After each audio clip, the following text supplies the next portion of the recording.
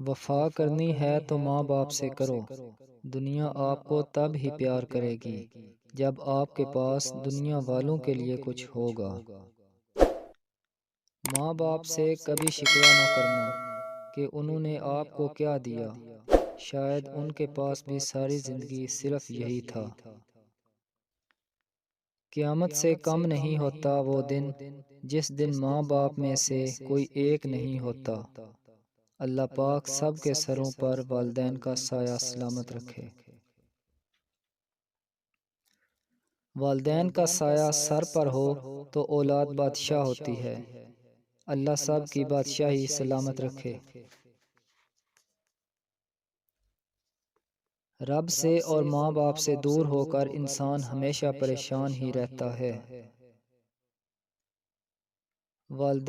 والدین سے محبت کرو کیونکہ ماں باپ دوبارہ نہیں ملتے۔ جس کو ماں باپ کی بات سمجھ نہیں آتی اس کو زمانہ بہت اچھے سے سمجھا دیتا ہے۔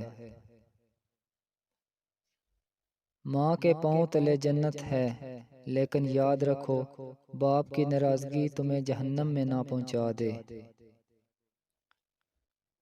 اس دنیا میں آپ کا باپ وہ واحد شخص ہے جو چاہتا ہے کہ آپ اس سے بھی زیادہ کامیاب ہوں۔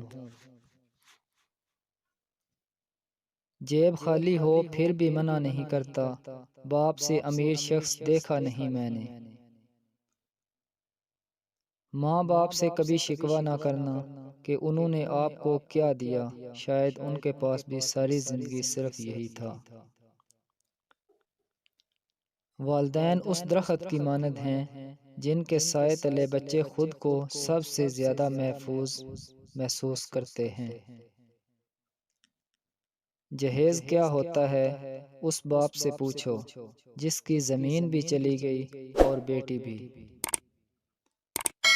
ماں کی جتنی ضرورت ہمیں بچپن میں ہوتی ہے اتنی ضرورت ان کو بڑھاپے میں ہماری ہوتی ہے۔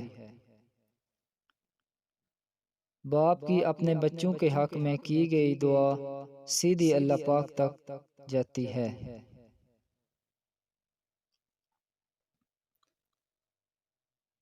ماں باپ کی نافرمانی موت سے پہلے موت کا اعلان ہے۔